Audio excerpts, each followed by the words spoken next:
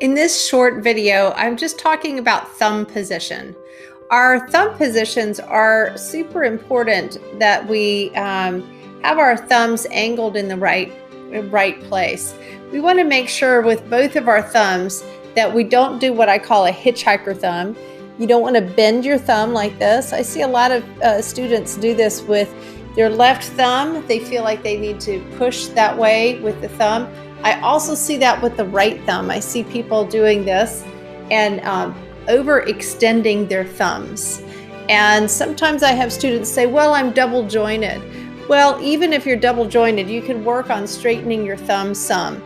So it's not going to be like this. This causes strain and can put stress on your muscles in here. It can slow down your technique and also be painful when you play. So you want to have your thumb, let's talk about your left hand thumb first. You want to have your thumb pretty straight and have it aimed towards the top post. So this post right here. So it's kind of this angle right here. So I angle it just like that. So you don't want to have your thumb straight up. You don't want to have it to the right. You want to have it at that angle. The right hand thumb is a little bit more tricky. Of course, everybody's hands are different. But if you put your fingers on the holes, cover it on the holes, and just bring your thumb around, it should go straight into place. Something that you can do is set the clarinet on your lap, cover the holes with your fingers, bring it up, keep your fingers in that same position, and then bring that thumb around. And it shouldn't extend.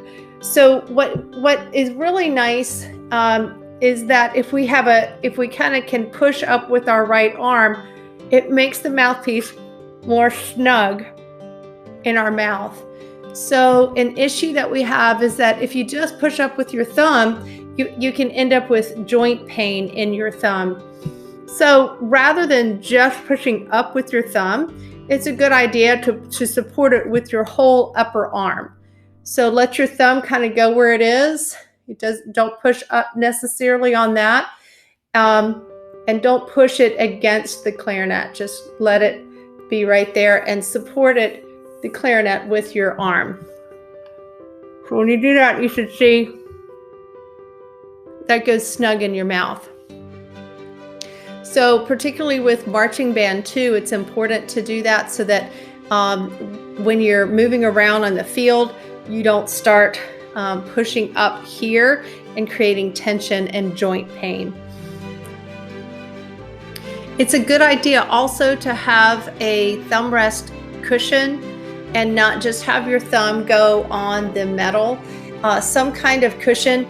I prefer this that's more like it's like a pencil gripper, and I get this from Muncie Winds.